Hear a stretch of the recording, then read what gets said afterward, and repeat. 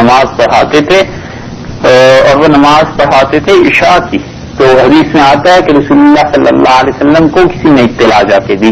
ایک صحابی رضی اللہ عنہ نے کہا اللہ کے رسول ہم سارا دن کام کاج کرتے ہیں, تھکے ہوئے آتے ہیں اور عشاء کی نماز معاذ رضی اللہ عنہ کے پیچھے پڑھتے ہیں اور یہ عشاء کی نماز میں سورہ بقرہ پڑھتے ہیں, اتنی طویل سورت, تو ہم تو نہیں کھڑے ہو سکتے. اور یہ انہوں نے بات کسی سے کی پہلے تو ان صاحب نے انہیں برا منایا. انہوں نے کہا اللہ کے لیے کھڑے ہو جایا کرو, تم کیوں ایسی باتیں کرتے ہو. انہوں نے کہا اچھا پھر دیکھو کوئی دن آئے گا جب معاذ رضی اللہ عنہ پھر نماز پڑھائیں. تو ایک دن وہ دیکھتے رہے اور معاذ رضی اللہ عنہ جب سورہ بقرہ شروع کی تو مسجد نبوی میں چلے گئے اور انہوں نے جا کے رسول اللہ صلی اللہ علیہ وسلم سے عرض کیا کہ اللہ کے رسول آپ آئیے اور دیکھیے معاذ رضی اللہ عنہ نماز پڑھا رہے ہیں. تو معاذ بن جبل رضی اللہ عنہ سے رسول اللہ صلی اللہ علیہ وسلم کو بڑی محبت تھی, بہت تعلق تھا. ان سب باتوں کے باوجود آپ کھڑے ہو کے سنتے رہے اور غصہ بھی تھا. اور جب انہوں نے سلام پھیرا تو آپ نے پکڑ لیا انہیں اور فرمایا فتان انت یا معاذ, معاذ تو کیا چاہتا ہے لوگ آزمائش میں پڑ جائیں, تمہیں پتا نہیں ہے تمہارے پیچھے لوگ ہوتے ہیں جنہوں نے کام کرنا ہوتا ہے, اپنی محنت مزدوری کرنی ہوتی ہے, اپنے گھر جانا ہوتا ہے, عورتیں ہوتی ہیں, بچے ہوتے ہیں, ضعیف اور کمزور لوگ ہوتے ہیں, مریض ہوتے ہیں. تو آئندہ سے عشاء کی جو نماز پڑھاؤ تو بس یہ پڑھ لیا کرو والشمس وضحاہا اور والتین والزیتون, بس اس کے ملتی جلتی صورتیں پڑھ دیا کرو, خبردار جو لمبی نماز پڑھائی. معاذ رضی اللہ عنہ خود یہ حدیث بتاتے تھے لوگوں کو اور کہتے تھے رسول اللہ صلی اللہ علیہ وسلم نے یوں ہماری تربیت فرمائی تھی کہ ہمیں منع کر دیا اس چیز سے کہ ہم امامت میں کوئی ایسی بات کریں جس سے لوگوں پر بوجھ پڑے اور پیچھے کھڑے ہونے والے لوگ تنگ ہوں. تو یہ سورت کو مکمل پڑھنا چاہیے, چھوٹی سورت پڑھے بڑی سورت پڑھے جیسے فجر اور ظہر کی رات ہے, مگر یہ کہ سورت کو مکمل پڑھنا چاہیے. یہ جو ہمارے ہاں رواج چل پڑا ہے کہ 2-4 آیتیں ادھر سے پڑھنی 2-4 آیتیں ادھر سے پڑھنی, یہ مناسب چیز نہیں ہے, اس کی تبدیلی ہونی چاہیے. پھر اللہ اکبر کہہ کے حدیث میں آیا ہے کہ رسول اللہ صلی اللہ علیہ وسلم رکوع میں جاتے تھے اور رکوع میں وہ اتنا جھک جاتے تھے کہ سر, کمر اور پشت, پیٹھ یہ تینوں ایک لیول میں آ جاتی تھی. ایک جگہ آتا ہے کہ اگر ہم پانی سے بھرا ہوا پیالہ رکھتے تھے تو وہ نہ چھلکتا. رسول اللہ صلی اللہ علیہ وسلم رکوع میں اتنا جھک جاتے تھے کہ پیٹھ, کمر اور سر یہ تینوں ایک لیول میں آ جاتے تھے. اور پھر اس کے بعد وہ اطمینان سے کہتے تھے کہ سبحان ربی العظیم 3 مرتبہ پہلے 5 مرتبہ پہلے. یہ ساری کی ساری باتیں اس انسان کے لیے درست ہیں اور زیادہ بڑھا لے بے شک, لیکن امامت میں ایسے نہ کرے, ایسے نہ ہو کہ لوگ تنگی میں پڑ جائیں. ہاں اس امام کے لیے درست ہو سکتا ہے جس کے مقتدی بھی اسے سمجھتے ہیں, دونوں کو ایک دوسرے سے کوئی شکایت نہیں ہے, تو اس کے لیے تو درست ہے, ورنہ عام جو مساجد ہوتی ہیں ان میں ایسے نہ کیا جائے. پھر اس کے بعد کھڑے ہوتے تھے رسول اللہ صلی اللہ علیہ وسلم اور اتنے اطمینان سے کہ ساری ہڈیاں اور جوڑ اپنی جگہ پہ واپس آ جاتے تھے. یہ 2 مقامات ایسے ہیں جو نماز میں نہایت اہم ہیں, واجب ہیں, اور اگر کوئی شخص ایسے نہیں کرے گا تو سجدہ سہو کرنا پڑے گا, اگر سجدہ سہو بھی نہیں کرے گا تو نماز ہی نہیں ہوگی. یہ سوچنے کی بات ہے. ایک آدمی نے نماز پڑھی اور ابو حذیفہ رضی اللہ عنہ سے بلایا اور کہنے لگے یہ کیا کیا ہے. اس نے کہا نماز پڑھی. تو کہنے لگے کتنے برس ہو گئے تمہیں ایسی نماز پڑھتے ہوئے. اس نے کہا مجھے 30 سال تو ہو گئے ہوں گے. تو کہنے لگے میں رسول اللہ صلی اللہ علیہ وسلم کے دین میں ہوں اور قسم کھاتا ہوں کہ 30 برس سے تو تمہاری نماز ہوئی نہیں, اس کو لوٹا لینا اور اگر آئندہ بھی پڑھنے کا ارادہ ہو تو مجھ سے سیکھ لو کہ نماز کیسے پڑھتے ہیں. اور انہوں نے اتنی شدید یہ بات ارشاد فرمائی اسی وجہ سے کہ رکوع کے بعد صحیح طرح کھڑے ہونا اور دونوں سجدوں کے درمیان اطمینان سے بیٹھنا یہ ضروری ہے. اگر کوئی جان بوجھ کے یہ کام نہیں کرے گا تو نماز اس کی ٹوٹ جائے گی, اور اگر غلطی سے ایسے ہی ہو گیا تو آخر میں سجدہ سہو کرنا چاہیے. یہ اتنا اہم ہے. رسول اللہ صلی اللہ علیہ وسلم کے متعلق اسی لیے آیا ہے کہ وہ رکوع سے کھڑے ہوتے تھے اتنی دیر کہ صحابہ رضی اللہ عنہ کہتے ہیں ہمیں شبہ ہوتا تھا شاید سجدہ کرنا بھول گئے ہیں یا کیا مسئلہ ہو گیا ہے, اور دونوں سجدوں کے درمیان بیٹھتے تھے تو اتنی دیر کہ ہمیں شبہ ہونے لگتا تھا کہ شاید ایک سجدہ کیا ہے تو دوسرے کو بھول گئے ہیں یا کیا ہوا ہے. تو اتنی دیر, اتنا اطمینان مراد ہے. دیر سے مراد کہ اطمینان ہو جائے, اور اطمینان کا بھی فقہا نے لکھا ہے. فقہا تو ایک ایک بات کو لکھتے ہیں قانونی اعتبار سے بھی تاکہ لوگوں کو پتہ چل جائے. وہ کہتے ہیں سارے اعضاء اپنی اپنی جگہ پر واپس آ جائیں, ساری ہڈیاں اپنی اپنی جگہ پر واپس آ جائیں, بس اتنا اطمینان ہو جائے اور اس کے بعد اللہ اکبر کہہ کے اور سجدے میں چلا جائے. اچھا رکوع کے بعد سمع اللہ لمن حمدہ ربنا لک الحمد 4 جملے رسول اللہ صلی اللہ علیہ وسلم پڑھا کرتے تھے. کبھی فرماتے تھے ربنا لک الحمد، کبھی فرماتے تھے ربنا ولک الحمد، کبھی فرماتے تھے اللہم ربنا لک الحمد، کبھی فرماتے تھے اللہم ربنا ولک الحمد. اور سب سے زیادہ ترجیح اس چوتھے جملے کو ہے کیونکہ الفاظ پڑھ گئے تو اللہ کے یہاں ثواب بھی اس کا بڑھ جائے گا. ہمارے یہاں یہ جو ہے کہ ربنا لک الحمد یہ سب سے کم درجے کا. یہ جو فقہا پچھلے زمانوں کے تھے اور مفتی وہ چھوٹی چھوٹی چیزیں رکھتے تھے تاکہ بچے کو نماز یاد ہو جائے. وہ کہتے تھے بڑا ہوگا تو خود ہی پڑھ لے گا، اس سے تو اتنا بوجھ نہ پڑے، بس نماز یاد کر لے چھوٹی چھوٹی چیزیں. تو انہوں نے سب سے چھوٹا جملہ ربنا لک الحمد پڑھ دیا. انہیں کیا خبر تھی کہ امت ایسے دور میں بھی پہنچ جائے گی کہ بڑے ہو کے بھی یہی پڑھتے رہیں گے، پھر کسی کو خیال ہی نہیں رہے گا، نہ کتابوں میں یہ چیزیں آئیں گی. تو وہ چھوٹے چھوٹے جملے لکھتے تھے تاکہ بچے یاد اسے کر لیں آسانی سے، اور پھر بڑی چیزیں چھوڑ دیتے تھے کہ چلو بڑے ہوں گے تو خود ہی پڑھ لیں گے. انہیں نہیں معلوم تھا نا کہ ایسا دور بھی آئے گا. تو اس لیے یہ ربنا لک الحمد سب سے چھوٹا جملہ ہے. اور اصل میں رسول اللہ صلی اللہ علیہ وسلم جو سب سے طویل جملہ پڑھا اللہم ربنا ولک الحمد یہ کہتے تھے. آپ حجاز میں چلے جائیں، گئے ہوں گے آپ، وہاں دیکھیے کیا کہتے ہیں، وہ کہتے ہیں ربنا ولک الحمد. وہ واو کے اضافے سے کہتے ہیں، وہ بھی ٹھیک ہے. اور سب سے بہتر تو وہ جملہ ہے ہم نے عرض کیا آپ سے کہ اللہم ربنا ولک الحمد یہ حضرت صلی اللہ علیہ وسلم پڑھا کرتے تھے. اور اس کے بعد سجدے میں جاتے تھے. سجدے کے متعلق ایک بات تو یہ یاد رکھنی چاہیے کہ ایک تو سجدہ یہ ہے جو نماز میں ہے، یہ تو خیر ضروری ہے. اس کے علاوہ سجدہ کرنا اس کی کیا حیثیت ہے؟ ایک سجدہ واجب ہے جو قرآن پاک کی تلاوت کے سلسلے میں پیش آتا ہے. 14 سجدے ہیں جو واجب ہیں. سجدہ یا تو اسی وقت کر لیا جائے جس وقت وہ اس پہ واجب ہوا ہے، اور یا یہ کہ اس کو سارے سجدوں کو اکٹھا ملا کے کرنا چاہے تو بھی کوئی حرج نہیں، بعد میں بھی کیے جا سکتے ہیں. اس کی بھی شریعت نے اجازت دی ہے. اس سجدہ تلاوت کے علاوہ تیسرا سجدہ وہ ہے جو کسی انسان پہ بے اختیار ایک کیفیت طاری ہو جاتی ہے. مثلا اس نے خوشی کی اتنی بڑی خبر سنی کہ اس کا جی چاہا کہ اللہ کے سامنے جھک جائے. یہ اپنے اندر سے بے اختیاری کی جو کیفیت طاری ہوتی ہے اس صورت میں بھی سجدہ کرنا درست ہے اور وہ شکر کا سجدہ کہلاتا ہے. لیکن کوئی آدمی سے عادت بنا لے بغیر اس جذبے اور بغیر اس کے ایسے ہی سجدہ کرے، یہ مکروہ لکھا ہے فقہا نے کیونکہ رسول اللہ صلی اللہ علیہ وسلم سے ثابت نہیں ہے. وہ تو سجدہ اپنے جذبات کے تحت اپنی محبت اللہ کی برتری اور اللہ تعالیٰ کی بڑائی اور جو نعمت اللہ نے کی ہے اس کے شکریہ اور اعتراف کے طور پر آتا ہے، تو اس کو قرار دیا. اس لیے فقہا کہتے ہیں کہ سجدے میں دعا مانگنے کا کیا مطلب ہے؟ آپ نے بہت سے لوگوں کو دیکھا ہوگا کہ نماز کے بعد سجدہ کرتے ہیں پھر اس میں دعا مانگتے ہیں. شرعاً اس کی کوئی حیثیت نہیں ہے. رسول اللہ صلی اللہ علیہ وسلم نے دعا مانگنے کے متعلق جو یہ فرمایا تھا کہ سجدوں میں دعا کیا کرو اور تمہاری دعا قبول ہوتی ہے، وہ در حقیقت نماز کا سجدہ ہے کہ نماز کے جو سجدہ کرتا ہے سبحان ربی الاعلیٰ پڑھتا ہے اس میں دعا مانگنی چاہیے. جتنی بھی قرآن و سنت میں دعائیں آئی ہیں عربی میں وہ سب کی سب سجدے میں مانگی جا سکتی ہیں. امامت کرتے ہوئے تو اس لیے نہ مانگے کہ لوگوں پر گرانی ہوگی، باقی اپنی نماز میں جتنا مرضی طویل سجدہ کرے، جو مرضی اللہ سے مانگے جو کتاب و سنت میں آیا ہے. تو وہ سجدہ جو ہے وہ دعا کی قبولیت کا مقام ہے. رسول اللہ صلی اللہ علیہ وسلم فرمایا سجدہ 7 ہڈیوں پر ہوتا ہے. تو یہ جو سجدہ کرنا ہے اس میں سب سے پہلے تو پاؤں ہوئے، اور وہ اس طرح کے پاؤں بالکل قریب کر لیے جائیں جتنا بھی ہو سکتا ہے، اور دونوں پاؤں پر اتنا بوجھ ڈالا جائے کہ انگلیاں قبلے کی طرف مڑ جائیں اگر ممکن ہو انسان کے لیے. جیسے یہ ہاتھ فرض کرنے یہ پاؤں ہیں تو انہیں اتنا دبا دیا جائے کہ بالکل قبلہ رخ ہو جائیں. یہ رسول اللہ صلی اللہ علیہ وسلم کرتے تھے، انگوٹھے بھی اور انگلیاں بھی.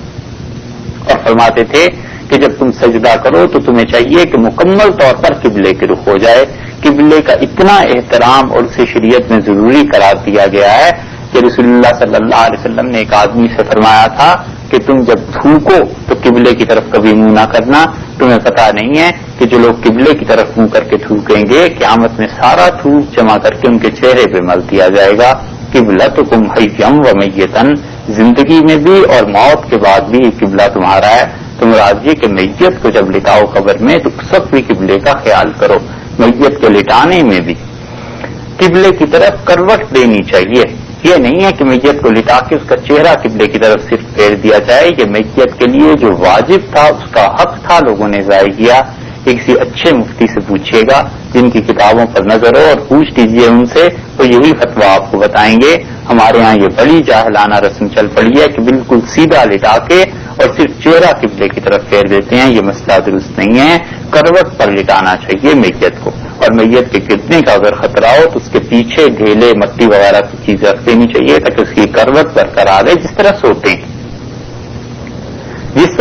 ہیں بس اسی طرح کہ دایاں پہلو نیچے آ جائے گا اور بایاں پہلو اس کا اوپر آ جائے گا، جس طرح سونے کی حیت ہوتی ہے بس اس طرح اسے لٹانا چاہیے میت کو. یہ کسی نے طریقہ نہیں دکھا کہ سیدھا لٹا دو اور چہرہ قبلے کی طرف کر دو. لوگوں کو اس کا اہتمام رہتا ہے، ہر کوئی کہتا ہے چہرہ قبلے کی طرف کر دیا صاحب، چہرہ ہو گیا قبلے کی طرف، ہو گیا بھائی، مگر یہ کہ شریعت نے وہ حکم یہ دیا ہے کہ کروٹ پر لٹاؤ. یہ کسی اچھے مفتی سے پوچھے گا. عام تو علماء یعنی عوام تو درکنار جو کم درجے کے مولوی صاحبان ہیں جنہوں نے نہیں پڑھا ہوتا انہیں بھی یہ مسئلہ پتا نہیں ہوتا، اور بڑی بے احتیاطی لوگ کرتے ہیں. رسول اللہ صلی اللہ علیہ وسلم نے ایک شخص کو قبر کے ساتھ ٹیک لگا کے بیٹھے ہوئے دیکھا تو آپ نے فرمایا مت بیٹھ کہ قبر کے اوپر کا حصہ یہ میت کا حق ہے، مت بیٹھ قبر کے ساتھ ٹیک لگا کے بیٹھنے کی کوئی جگہ منع فرما دیا، کیونکہ آدمی چاہے اس کا انتقال ہو چاہے کچھ بھی ہے مگر یہ کہ اس کے کچھ حقوق ہیں، میت ہے تو اس کے بھی کچھ فرائض اور کچھ واجبات ہیں. اللہ کے یہاں اس کا حساب ہو رہا ہے نہیں ہو رہا، اس کے ذمہ ہے جو فرائض اس کے تھے، جو باقی رہ جانے والے لوگوں کے لیے چیزیں ہیں ان کا کرنا ضروری ہے. تو ہم سجدے کی بات کر رہے تھے کہ سجدہ جس چیز کا نام ہے وہ ہڈیوں پر ہوتا ہے. دونوں پاؤں کو اس طرح رکھنا کہ انگلیوں کا رخ قبلے کی طرف ہو جائے دونوں پاؤں کی، اور دونوں ہاتھوں کی انگلیوں کو جوڑ لیتے تھے. نماز میں دو مقامات ایسے ہیں جہاں ایک مقام پہ رسول اللہ صلی اللہ علیہ وسلم دونوں ہاتھوں کی انگلیوں کو بالکل کھول دیتے تھے، انٹینشنلی، قصدن، ارادے سے، جان بوجھ کے. اور وہ رکوع ہے کہ رکوع میں جب آپ جاتے تھے تو دونوں ہاتھوں کی انگلیاں کھول کے پوری طرح گھٹنوں کو پکڑ لیتے تھے، اور جب سجدے میں جاتے تھے تو دونوں ہاتھوں کی انگلیاں اور انگوٹھے بند کر لیا کرتے تھے جان بوجھ کے اپنے ارادے سے. تو یہ دو مقامات ایسے ہیں. اب اس میں کون سی اتنی محنت اور جدوجہد کی ہے، مگر علم جب صحیح ہو جائے اور مسائل کا پتہ چل جائے تو آدمی یہی سنتیں ہیں جن پہ عمل کرتا ہے. نماز تو پڑھنی ہی پڑھنی ہے، اچھی نماز اور بہتر نماز اس انسان کی ہو جائے گی تو دونوں پاؤں کی انگلیاں بھی قبلہ رخ ہو گئیں، دونوں ہاتھوں کی انگلیاں جوڑ لی جائیں وہ بھی قبلہ رخ ہو جائیں گی، اور پیشانی اور ناک اور یہ تو قبلہ رخ کھڑا ہی ہے. اور پھر اللہ تعالیٰ کے سامنے جھکنے کا وہ مقام ہے، یہ سب سے اشرف اور اعلیٰ چیز یعنی انسان کا چہرہ وہ خدا کے سامنے اس نے رکھ دیا. اسی لیے رسول اللہ صلی اللہ علیہ وسلم نے فرمایا تمہیں پتہ ہے کہ نماز کیا چیز ہے؟ اما احدکم، جب تم میں سے کوئی نماز پڑھتا ہے فیناجی ربہ تو اپنے اللہ کے کان میں باتیں کہہ رہا ہوتا ہے، سرگوشیاں کر رہا ہوتا ہے. اور دوسری جگہ یہ آیا ہے کہ تم میں سے کوئی انسان اپنے دل کے صحیح جذبے اور نیت کے ساتھ جب اللہ کے سامنے سجدہ کرتا ہے تو اس کی مثال ایسے سمجھو جیسے اس نے اپنا سر حق تعالی شانو کے پاؤں میں رکھ دیا، اس طرح اس کا سجدہ اللہ کے یہاں پہنچ جاتا ہے، یعنی اتنا قرب خدا کا سجدے میں مل جاتا ہے. اسی لیے قرآن پاک میں بھی سجدے کا حکم دیا گیا ہے تاکہ اللہ کے قرب میں بندے کا اضافہ ہو سکے. اب سجدے میں دعائیں پڑھے، مانگے اللہ سے جو کچھ اس نے مانگنا ہے. کتاب و سنت میں جو چیزیں آئی ہیں عربی زبان میں انہیں ہی مانگا جا سکتا ہے، اور پھر اللہ اکبر کہہ کے وہ بیٹھ جائے. اور بیٹھنے میں بھی وہی حکم ہے جو کھڑا ہونے میں حکم تھا رکوع کے بعد کہ جس طرح وہ ضروری ہے دونوں سجدوں کے درمیان بیٹھنا بھی ایسے ہی ضروری ہے، حتیٰ کہ ہر ایک ہڈی اپنی جگہ پر واپس آ جائے، بالکل اطمینان ہو جائے. رسول اللہ صلی اللہ علیہ وسلم اس موقع پر بھی دعا مانگا کرتے تھے، اور پھر اس کے بعد دوسرا سجدہ اور دوسرے سجدے سے اٹھ کے کھڑا ہو جائے. اب دوسری تیسری چوتھی رکعت جتنی بھی ہیں ان سب کو بسم اللہ سے پڑھے.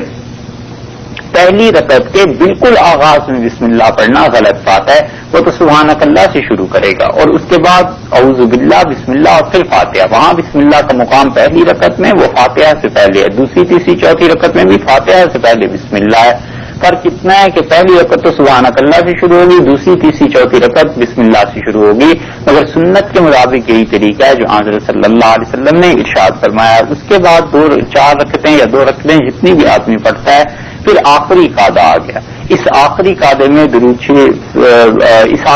میں التحیات پڑھے گا، پھر دوسرا کلمہ، پھر درود شریف، اور درود شریف کے پڑھنے کے بعد پھر دعا کا مقام ہے. اس مقام پر جتنی دعائیں آدمی مانگ سکتا ہے مانگ لے. کبھی کبھی امام نماز پڑھاتا ہے اور اس آخری قاعدے کو طویل کر دیتا ہے تو آدمی پیچھے اس کے چپ نہ رہے بلکہ دعا اللہ سے مانگتا رہے. رسول اللہ صلی اللہ علیہ وسلم نے ایک بات فرمائی ہے جس کا لوگوں میں مفہوم صحیح پہنچا نہیں. آپ نے فرمایا کہ پوچھا گیا، عرض کیا گیا کہ دعا کہاں کو، کون سی دعا جو اللہ کے ہاں جلدی قبول ہوتی ہے؟ تو آپ نے فرمایا نماز کے آخر پر جو دعا مانگی جاتی ہے وہ خدا کے ہاں قبول ہوتی ہے۔ یہ نہیں فرمایا کہ نماز کے بعد والی دعا، اس کے اپنا مقام ہے نماز کے بعد کی دعا کا، لیکن فرمایا نماز کے آخر پہ دعا، تو نماز کے آخر پہ تو یہی دعا ہے جو سلام سے پہلے ہے اور درود شریف کے بعد میں، اس میں جتنی دعائیں ہو سکیں کتاب و سنت کی وہ مانگتے رہنا چاہیے۔ صحابہ رضی اللہ عنہ مختلف دعائیں مانگتے تھے، فقہا نے جو لکھا ہے کہ ربنا آتنا فی الدنیا حسنہ پڑھ لے، وہ اس لیے انہوں نے لکھا تھا کہ بچے چھوٹے یاد کر لیں، ایک آیت بھی قرآن کی یاد ہو جائے گی اور چلو نماز بھی ہو جائے گی۔ یہ اس کا مقصد یہ نہیں تھا کہ اس کے علاوہ کوئی دعائیں، وگرنہ رسول اللہ صلی اللہ علیہ وسلم تو ہمیشہ اپنے پاس سے دعائیں بتلاتے رہے ہیں کہ سلام سے پہلے یہ مانگو۔ اس سے وقت رضی اللہ عنہ نے کیا مجھے کوئی دعا سکھا دیں؟ تو رسول اللہ صلی اللہ علیہ وسلم نے فرمایا یوں کہا کرو کہ رب انی ظلمت نفسی ظلما کثیرا فاغفر لی فانہ لا یغفر الذنوب الا انت، اللہ میں آپ کا بندہ، مجھ سے بڑے گناہ ہو گئے بہت سے، اور میرے پروردگار تیرے علاوہ کوئی معاف کرنے والا نہیں ہے، تو میں معافی چاہتا ہوں، اللہ ان چیزوں سے درگزر فرما۔ ایسے جملے حضرت معاذ رضی اللہ عنہ کا ہاتھ رسول اللہ صلی اللہ علیہ وسلم نے تنہائی میں تھے وہ پکڑا اور فرمایا واللہ انی لاحبک، خدا کی قسم معاذ تجھ سے محبت ہے۔ اور حضرت معاذ رضی اللہ عنہ کہتے ہیں میں چپ تھا تو پھر مجھ سے فرمایا کہ ہم تمہیں ایک بات بتائیں، میں نے کہا ضرور ارشاد کروائیں، تو آپ نے فرمایا جب بھی نماز پڑھا کرو اس کے آخر پر یہ دعا کبھی نہ چھوڑنا، یوں کہا کرو کہ اللہم اعنی علی ذکری کا، اللہ میری مدد کر، میں تجھے یاد کرتا رہوں، مجھے اللہ توفیق دے میں آپ کو تجھے یاد کرتا ہوں، وہ شکری کا، اور اللہ آپ کا شکر ادا کرتا رہوں، وہ حسنی عبادتک، اور اللہ زندگی میں جو بھی عبادت میں تیری کروں بہت خوبصورت بنا سنوار کے اللہ تیری عبادت کرتا رہوں، تو مجھے یہ توفیق دے۔ معاذ رضی اللہ عنہ لوگوں کو کہتے تھے آخر پہ یہ دعا مانگا کرو، حضرت صلی اللہ علیہ وسلم نے مجھے یہ دعا سکھائی تھی۔ ایک اور صحابی رضی اللہ عنہ کے متعلق آتا ہے کہ جب بھی وہ نماز لوگوں کو پڑھاتے تھے، وہ کہتے ہیں کہ آخر جب یہ پڑھتے تھے وہ کہتے تھے میں آخر پہ یہ جملہ ضرور کہتا ہوں کہ اعوذ باللہ من النفاق، اللہ مجھے منافقت سے بچا، اللہ میں منافقوں میں سے نہ ہو جاؤں، اتنا ڈرتے تھے وہ لوگ اس چیز سے۔ عائشہ رضی اللہ عنہ کہتی ہیں رسول اللہ صلی اللہ علیہ وسلم کو میں نے دیکھا نماز کے آخر پر، مجھے نہیں یاد کوئی دن کی نماز جس میں انہوں نے 4 چیزوں سے اللہ کی پناہ نہ مانگی ہو۔ فرماتے تھے کہ اللہم انی اعوذ بک من فتنۃ المحیاء ومن فتنۃ الممات، اللہ میں اس سے تیری پناہ چاہتا ہوں کہ میری زندگی میں کوئی آزمائش مجھ پہ آ جائے یا موت میں کوئی آزمائش میں مبتلا کر دیا جاؤں، کوئی میرا امتحان لے لیا جائے، خدا تو اپنی پناہ میں رکھ، اللہ ان سے تیری پناہ مانگتا ہوں۔ اور ایک جگہ آیا ہے کہ المعصم والمغرم، اللہ گناہ کی زندگی سے اور قرض مجھ پہ آ جائے اس سے تیری پناہ مانگتا ہوں، مجھے ان چیزوں سے محفوظ فرما۔ تو رسول اللہ صلی اللہ علیہ وسلم کی مختلف دعائیں جو آخر پہ آتی ہیں، اور اسی طرح پھر اس کے بعد سلام پھیرتے تھے۔ صحابہ رضی اللہ عنہ کہتے ہیں جب رسول اللہ صلی اللہ علیہ وسلم سلام پھیرتے تھے تو نرا بیا بخدہی، ہم پچھلی صف والے ان کے گال مبارک کی سفیدی دیکھ لیتے تھے، پورا سر گھما لیتے تھے، گویا ایک طرف بھی اور دوسری طرف کو بھی پورا سر گھما کے یہ سلام پھیرا کرتے تھے کہ پیچھے والوں کو ان کے گال نظر آنے لگتے تھے۔ اب رہ گیا نماز کے بعد جو دعا ہے اس کا مسئلہ، تو اس پہ تو کسی کا اختلاف نہیں ہے کہ نماز کے بعد رسول اللہ صلی اللہ علیہ وسلم نے دعا مانگی، سب مانتے ہیں اور اس کے انکار کی کوئی ہو ہی نہیں سکتی، اتنی احادیث اس میں آئی ہیں، اتنی احادیث، ہر کوئی کہتا ہے کہ رسول اللہ صلی اللہ علیہ وسلم نے دعا مانگی ہے۔ اختلاف تو صرف 2 چیزوں پر ہے، ایک چیز یہ ہے کہ رسول اللہ صلی اللہ علیہ وسلم نے ہاتھ اٹھائے تھے یا نہیں اٹھائے تھے، تو وہ دیکھیے بات ایسے ہے اعتدال کی کہ اکثر فقہا کہتے ہیں کہ وہ کہتے ہیں حضرت صلی اللہ علیہ وسلم اس وقت یہ کیئر نہیں کرتے تھے کہ لوگ پیچھے بیٹھے ہیں نہیں بیٹھے، بلکہ اپنی دعا مانگتے تھے مختصر سی اور اٹھ کے کھڑے ہو جاتے تھے اگر سنتیں پڑھنی ہوتی تھیں، اور اگر سنتیں نہیں پڑھنی ہوتی تھیں جیسے فجر کی نماز ہے، عصر کی نماز ہے، تو پھر تشریف فرما رہتے تھے، پھر مختلف دعائیں پڑھتے رہتے تھے۔ تو معلوم ہوا کہ جن نمازوں کے بعد سنتیں ہیں ان میں تو آدمی کو جلدی اٹھ جانا چاہیے، جیسے ظہر ہے، مغرب ہے، عشاء ہے، کہ مختصر سی اپنی دعا مانگے، یہ نہیں ہے کہ امام کے ساتھ سب اب آمین کہہ رہے ہیں، ایسے کہہ رہے ہیں، اس میں بہت زیادہ غلو اور مبالغہ ہو گیا ہمارے لوگوں میں، اس لیے ہر کوئی آدمی اپنی اپنی دعا مانگ کے اٹھ جائے، ہاتھ اٹھا لے، بہت اچھی بات ہے، مستحب ہے، یہاں تک کہ مفتی کفایت اللہ صاحب رحمۃ اللہ علیہ نے اس ہاتھ اٹھانے کے مسئلے پہ پوری ایک کتاب تصنیف کی ہے، النفائس المرغوبہ اس کا نام ہے.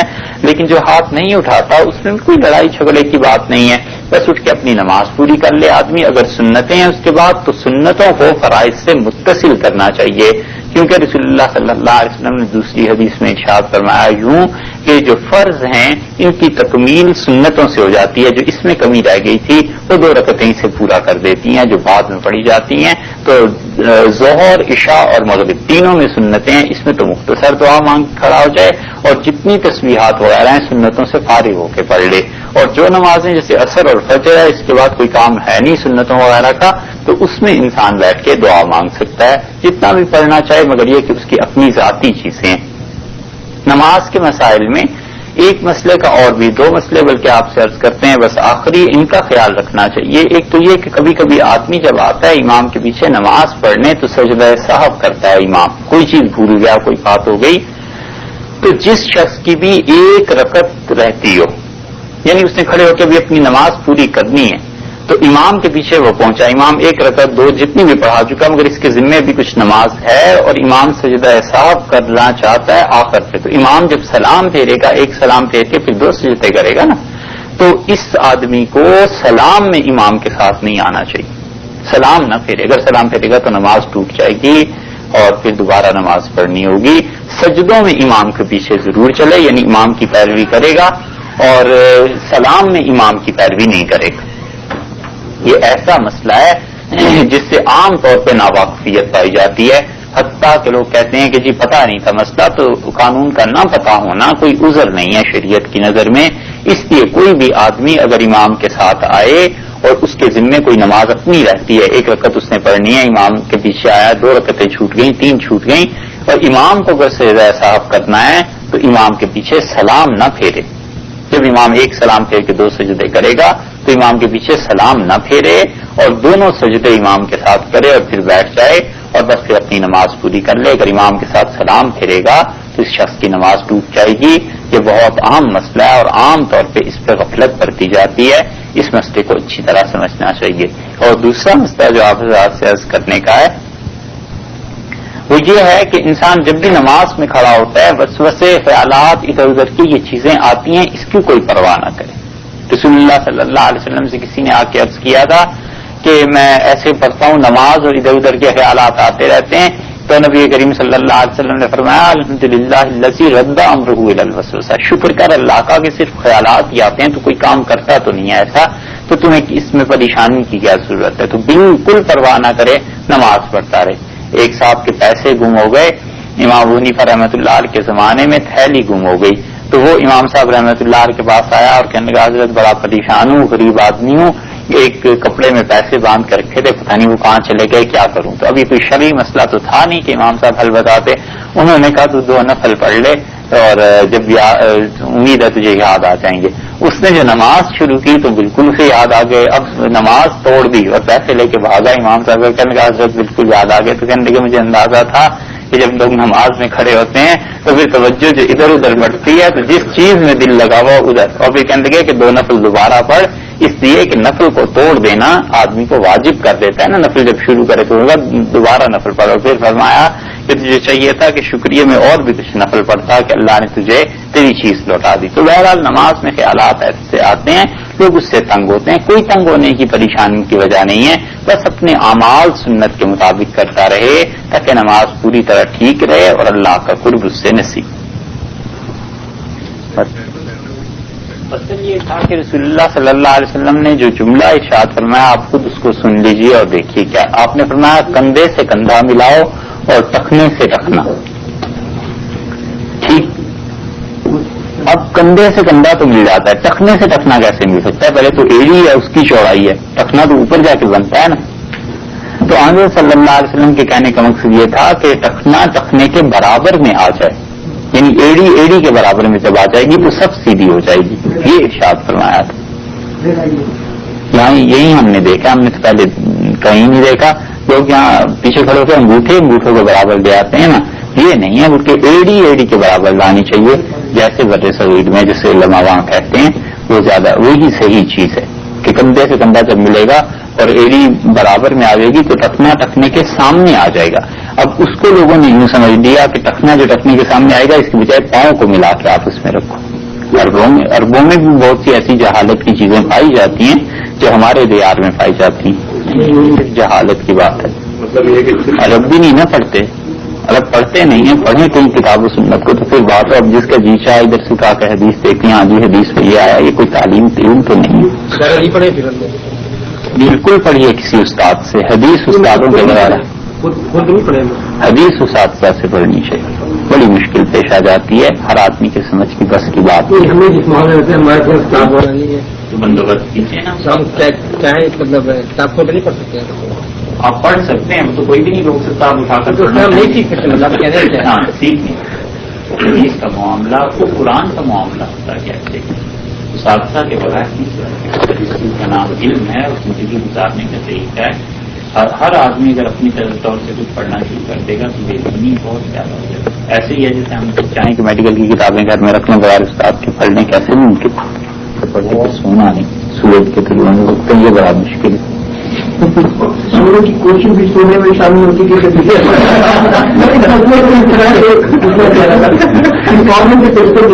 جہاں اگر آدمی نماز پہ آئے تو 5 بجے واپس جائے 5:15, جب تک اگر آدمی انتظار کرے سورج کے طلوع ہونے تو اس کے بعد کوشش کرے سونے کی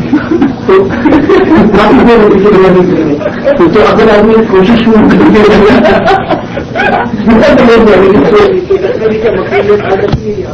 میں دیکھنے میں تو کوئی بات نہیں ہے, مگر اصل بات اور ہے. وہ یہ ہے کہ پوری اگر نہ مانے تو باتیں 1000 ہیں.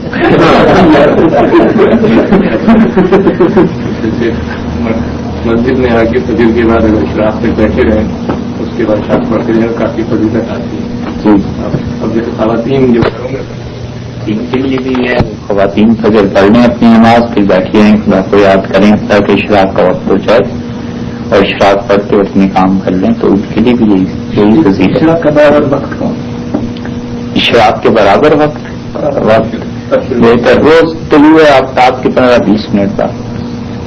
کتنے عرصے تک رہتا ہے یہ پھر رہے گا زیادہ وسعت تو یہ ہے کہ زوال تک ہی رہتا ہے.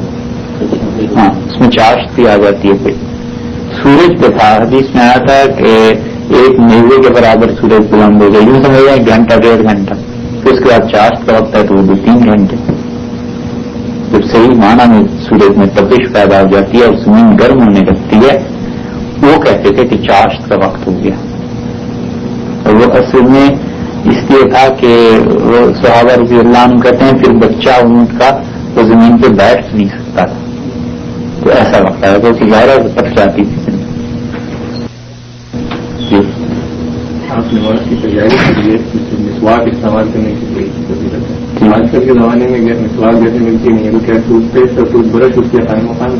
جی اس کے قائم مقام ہو جائے گا. مفتی کفایت اللہ صاحب رحمۃ اللہ علیہ نے لکھا ہے کہ اس کے قائم مقام ہو جائے گا. نماز میں ایک ہی مقام ایسا تھا جہاں رسول اللہ صلی اللہ علیہ وسلم بہت جلدی کرتے تھے. یہ سوال کرنے خیال آیا, اور وہ یہ کہ 2 رکعتیں پڑھ کے جب بیٹھتے تھے تو تیسری رکعت کے کھڑے ہونے کے لیے درمیان کا جو قاعدہ ہے بیٹھنا ہے اس میں جلدی کرتے تھے. اتنی کہ صحابہ رضی اللہ عنہ کہتے ہیں اتنی جلدی اٹھ کے کھڑے ہو جاتے تھے جیسے وہ تپتی زمین پہ بیٹھ کے, تپتی ریت پہ بیٹھ کے. جب سورج نکلتا ہے جی تو وہ مطلب وقت ہے نماز کے لیے. جی نماز کے لیے اہم طلوع آفتاب میں نہ پڑے. اس کے بعد کتاب پڑھ سکتے ہیں اگر آپ نے نہیں پڑھی فجر تو. فجر نہیں پڑی تو اگر سورج کے نکلنے کا وقت ہے تو پھر تو نہ پڑی جائے, اور اس کے بعد قضا پڑے گی.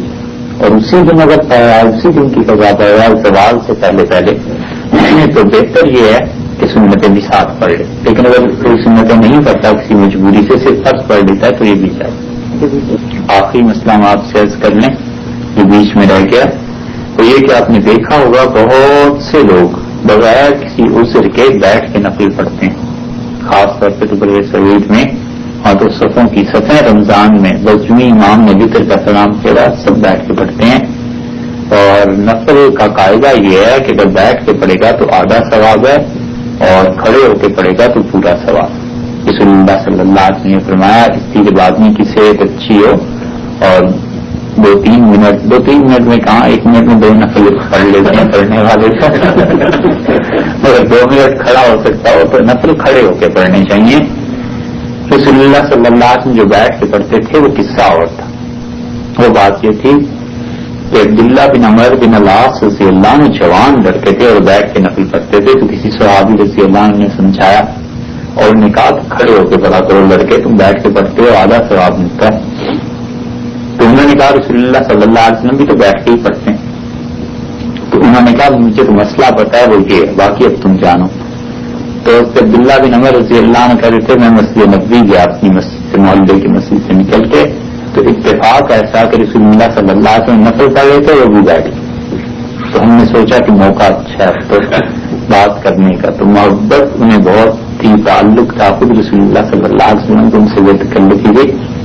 تو کہتے ہیں جب آپ نے سلام کرا تو میں نے آپ کے سر پہ ہاتھ رکھ دیا. آپ نے مجھے دیکھا تو میں نے کہا کہ مسئلہ پوچھنا ہے. تو آپ نے میرے ہاتھ پہ اپنا دوسرا ہاتھ اوپر رکھ دیا اور مجھ سے فرمایا پوچھو. میں نے کہا کہ یہ نفل جو ہیں یہ کھڑے ہو کے پڑھیں پورا ثواب, اور بیٹھ کے پڑھیں تو آدھا. آپ نے فرمایا ہاں.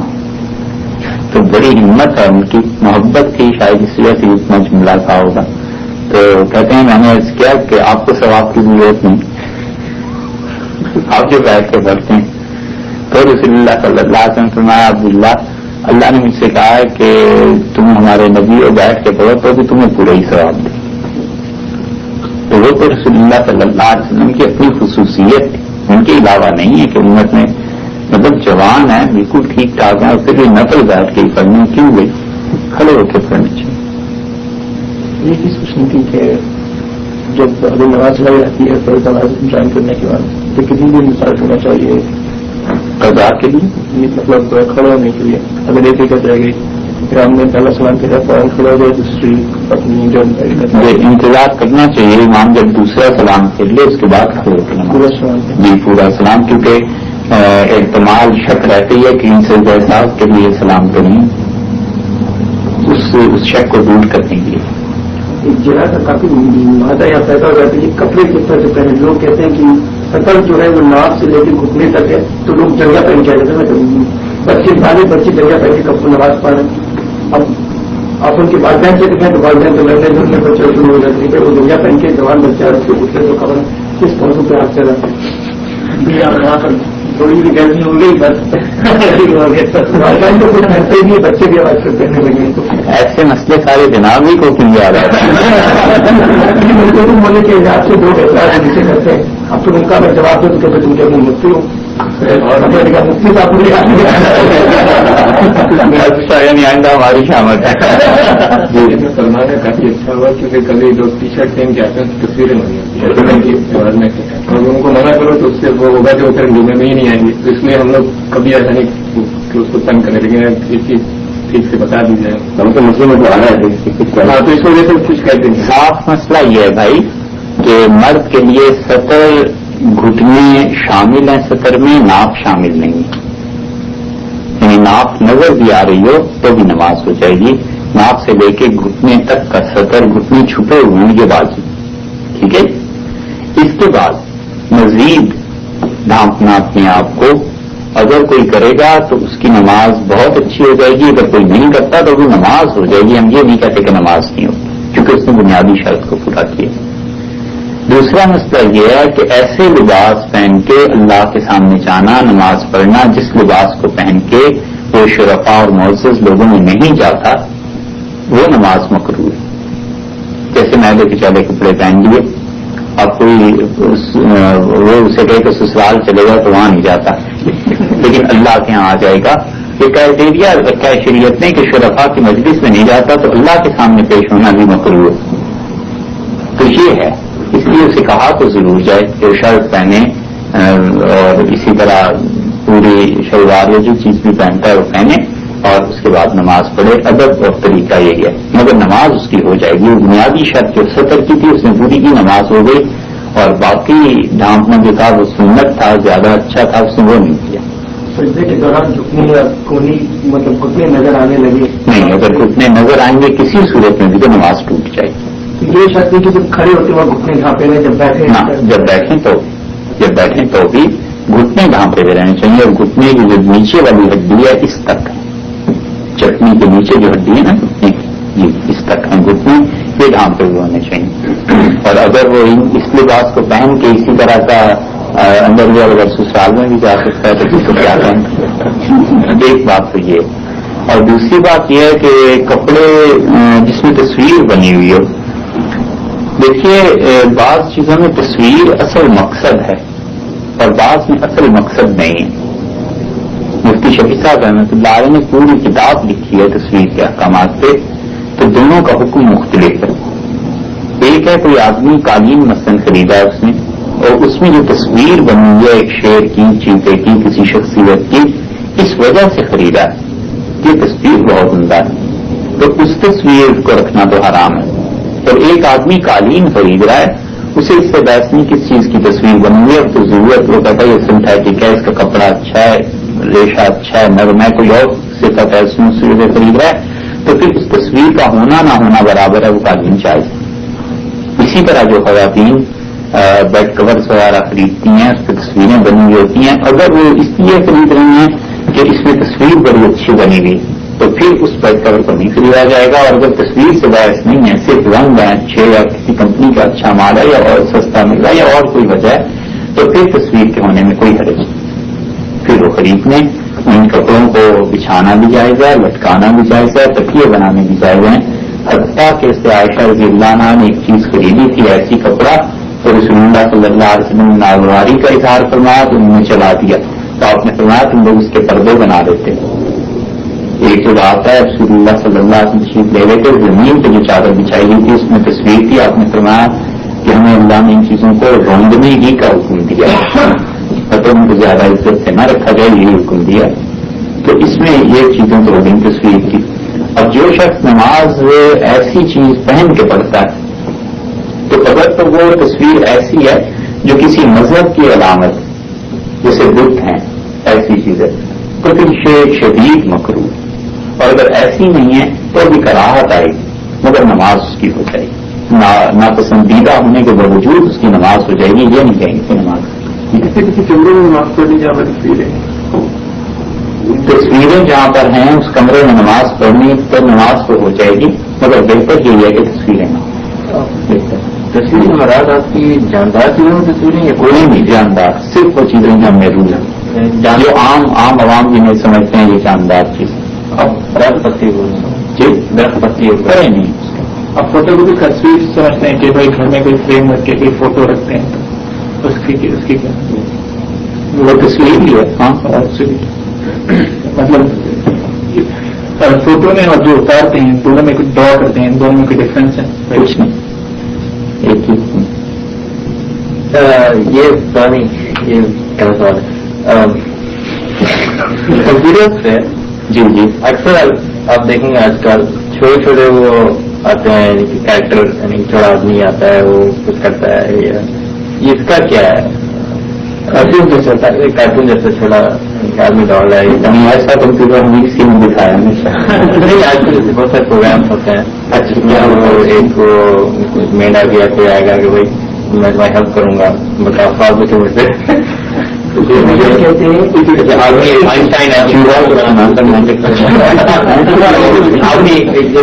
آدمی کو وہ کارٹون بنا دیا کہ بھائی تم نہیں کچھ سوال پوچھیں تو آدمی سے پوچھو, وہ آپ چیز کریں وہ آدمی پوچھے کیا سوال پوچھتے ہیں, اس سے یہ ہوتا ہے. یہ اور میں سے گیم فیمس ہوتے ہیں جس میں چھوٹے چھوٹے اس سلسلے میں کوئی رائے ہے؟ دیکھیں بھائی یہ مسئلہ ایسا ہے کہ اصل مقصد آپ کا کیا ہے. شریعت جن چیزوں میں مقاصد کا اعتبار کرتی ہے اور باقی چیزوں کی طرف دھیان نہیں دیتی یا باقی چیزوں کو مقصد کے تحت درگزر کر دیتی ہے, یہ مسائل ان میں سے ایک ہے. ایک آدمی نے ڈاکٹر ہے اور اسے دیکھنا ہے کہ ہارٹ سرجری کیسے ہوتی ہے. ایک انجینئر ہے اور اسے یہ دیکھنا ہے کہ بلاکس کیسے بنتے ہیں, کون سے مضبوط ہیں, عمارت تعمیر ہو رہی ہے, وہ اسے دیکھ رہا ہے. اسی طرح ایک کوئی سافٹ ویئر کا انجینئر ہے اور اس نے دیکھنا ہے کہ سافٹ ویئر میں یہ چیزیں ڈالنے سے کیا سامنے چیزیں آئیں گی. تصویر مقصد ہی نہیں اس کا. اب ڈاکٹر جو اوپن ہارٹ سرجری یا کوئی چیز دیکھنا چاہ رہا ہے تو وہ اس سے کیا بحث ہے کہ یہ جو لے آپ کے ڈاکٹر ہیں یہ خوبصورت ہیں یہ بدصورت ہیں, وہ چیز کچھ اور دیکھ رہا ہے. اس سے بحث ہی نہیں ہے. تو ان صورتوں میں اصل جو مقصد ہے نا اس پر شریعت حکم لگاتی ہے کہ اگر اصل مقصد جائز ہے تو چیزیں جائز ہیں, اگر اصل مقصد ہی ناجائز ہے تو یہ چیزیں ناجائز. یہ اب آپ خود فیصلہ کر سکتے ہیں کہ آپ نے اصل مقصد تو وہ فرض کیجیے ڈاکٹر ہیں تو آپ نے یہ دیکھنا ہے کہ آپریشن کیسے ہوا تھا برین کا, یہ ہارٹ کی سرجری کیسے ہوئی تھی. اب اس میں لامحالہ باقی ڈاکٹرز کی تصویریں آئیں گی, سب کچھ آئے گا, مگر ہم کہیں گے یہ جائز ہے کیونکہ وہ دیکھ کچھ اور چیز رہا ہے, یہ تو بالکل ضمنی چیز ہے.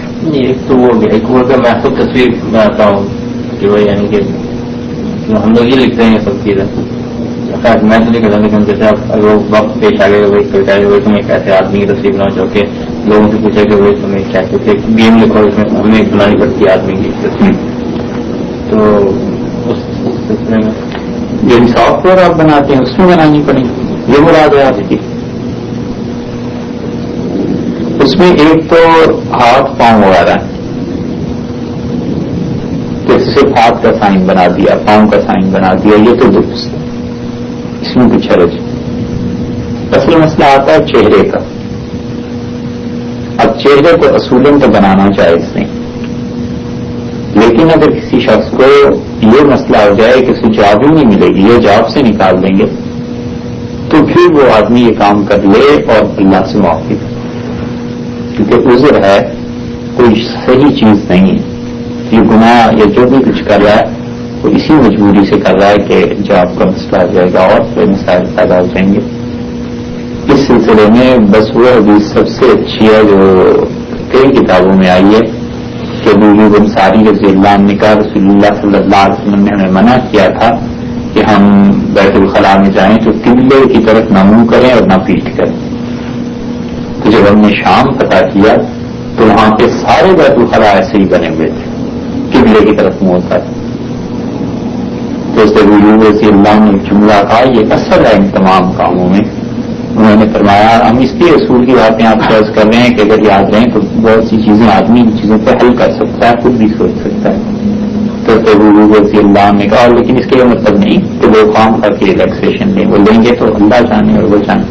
ابو ایوب انصاری رضی اللہ نے کہا کننا نستعمل, ہم وہی بیت الخلاء استعمال کرتے تھے, ورنہ ہر جتنا ہو سکتا تھا ہٹ کے بیٹھتے تھے کہ قبلے کی طرف نہ ہو جائے, ونستغفر اللہ, اور اللہ سے معافی بھی مانگتے تھے. ایک سوال پوچھوں, جیسے آج کل ٹی شرٹ میں یہاں پہ چھوٹا سا وہ بنا ہوتا ہے جیسے آدمی گھوڑے کا ہوگا یا چھوٹے موٹے سائنس جن کو جب تک غور سے نہ دیکھیں تو پتہ ہی نہ چلے کہ کیا چیز ہے. جیسے ابھی ایک ہمارے کمپنی میں ابھی ایک شرٹ دی گئی جس میں اچھا اتنا بڑا تھا شیر کا وہ پورا بنا ہوا تھا. شیر کا پورا کیا سمجھا, یعنی پورا شیر بنا ہوا, وہ یعنی کہ وہ دھاگے سے بنی ہوئی تھی. جی جی ٹھیک ہے, اور آپ ان کی دوسرے طرح وہ شیر ہے یہ. ہاں تو بچنا چاہیے ایسے کپڑوں میں نماز. تصویر میں فرق نہیں ہے کہ کوئی میں نے کہیں بھی پڑھا تھا کہ تصویر اگر صرف چیڑا ہو جیسے کہ جانور کا یا پرندہ جیسے دو پیروں کا اوپر والا تو وہ جاندار نہیں ہوگا پورا, اور یا کارٹون کے اندر کارٹون کی جاندار کبھی نہیں ہوتا ہے. تو اس میں اور جو ریئل جاندار کی پوری تصویر میں فرق کتنا ہے؟ چہرے کا فرق جو کیا گیا وہ یہ ہے کہ چہرہ نہ بنایا جائے اور باقی جسم کے وہ اعضاء جو دیکھے جا سکتے ہیں ہاتھ پاؤں وغیرہ یہ بنا دیے جائیں تو چاہیے. میں نے کافی لوگوں سنا کہ آپ سمجھ نے کبھی بھی ہاف سلیو کی شرٹ نہیں پہنی, تو اس طرح کی چیز اس میں آدھی آستین ہو, تو یہ کہاں تک درست ہے اور کیا مطلب ہم لوگ یہ جائز ہے کہ ہم آدھی آستین کی شرٹ پہنے اور اس پہ کیا نماز ادا کر سکتے ہیں؟ آدھی آستین کے دو صورتیں ہیں. ایک صورت یہ ہے کہ کپڑا سلائی ایسے شرٹ ہے ایسی کہ اس میں آستین آدھی ہے جیسے یہ, تو اس میں کوئی حرج نہیں. حتیٰ کہ اس طرح نماز بھی پڑھے گا تو بھی مکروہ نہیں ہے, ٹھیک, کیونکہ صحابہ رضی اللہ عنہ کے متعلق یہ حدیث میں آیا ہے کہ سردی کی وجہ سے چادر اوڑھ لیتے تھے اور چادر کے اندر ہی نماز پڑھتے تھے. اور یہ بھی حضرت صلی اللہ علیہ وسلم سے ثبوت بڑا مشکل ہے کہ انہوں نے چادر اوڑھ کے نماز پڑھائی. تو اسی طرح یہاں پر یہ سطر کا تو کوئی مسئلہ ہے نہیں, تو اس لیے ان میں جواز ہے. ایک تو یہ, اور ایک یہ ہے کہ آستین ہوں اور پھر جان بوجھ کے انہیں اوپر کر لیا جائے تو اس صورت میں نماز مکروہ ہو. فرض اور وطر میں فرق یہ ہے بھائی کہ فرض تو وہ ہیں جو اللہ تعالیٰ نے ضروری قرار دی، اور وطر ایسی چیز ہے جس کا ثبوت حدیث سے ہے. آن صلی اللہ علیہ وسلم نے وطر کے متعلق فرمایا.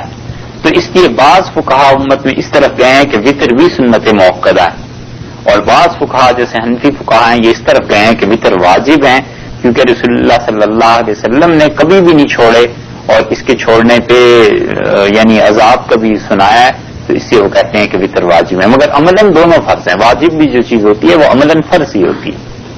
نشست جو ہے نا آپ کی، اس میں جتنی بھی سجدے کی آیات پڑھی جائیں گی ایک ہی سجدہ واجب ہوگا.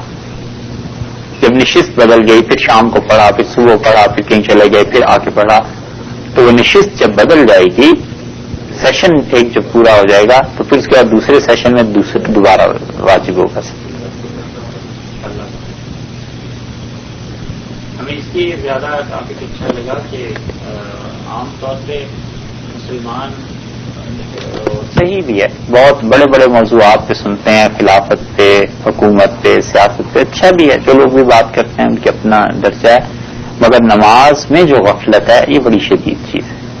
اب ہر آدمی تلوار لے کے کھڑا ہو جائے کہ خلیفۃ المسلمین اور خلافت قائم ہو، بڑی دور کی بات ہے. کم سے کم جو نماز اپنی پڑھتا ہے یہ تو درست کر لے. عملی مسائل جو ہیں ان میں زیادہ پیش آتے ہیں بنسبت نظریاتی چیزوں کے. تو نظریاتی چیزیں تو ایک طرح درست ہو جاتی ہیں، پھر عمل جو روز روز ہوتا ہے اگر وہ سنت کے مطابق ہو تو اطمینان رہتا ہے ایک طرح سے کہ الحمدللہ نماز سنت کے مطابق. جی کہ سمندر اور دریا کی ہر وہ چیز جو مچھلی ہے جائز ہے، اور مچھلی کے علاوہ کوئی چیز نہیں، کیونکہ قرآن پاک میں آیا کہ لحمن طریہ، تم پاکیزہ گوشت سمندر سے حاصل کرتے ہو تو گوشت مچھلی کا. اور اللہ تعالیٰ نے فرمایا کہ احل لکم صید البحر، اللہ نے سمندر کا شکار تمہارے لیے جائز قرار دیا ہے، اور وہ چیز بھی جو سمندر خود لا کر مچھلی کی قسم میں سے کنارے پر پھینک دے. تو مطلب یہ کہ وہ مچھلی تم مردار قرار نہ دو، اگر کسی لہر سے آ گئی ہے سمندر کے باہر تو اسے تم مردار قرار نہ دو، وہ بھی تم کھا سکتے ہو. جہاں تک جھینگے کا تعلق ہے، مفتی کفایت اللہ صاحب رحمۃ اللہ علیہ نے بڑی تفصیلی بحث کفایت المفتی میں لکھی ہے، اور کئی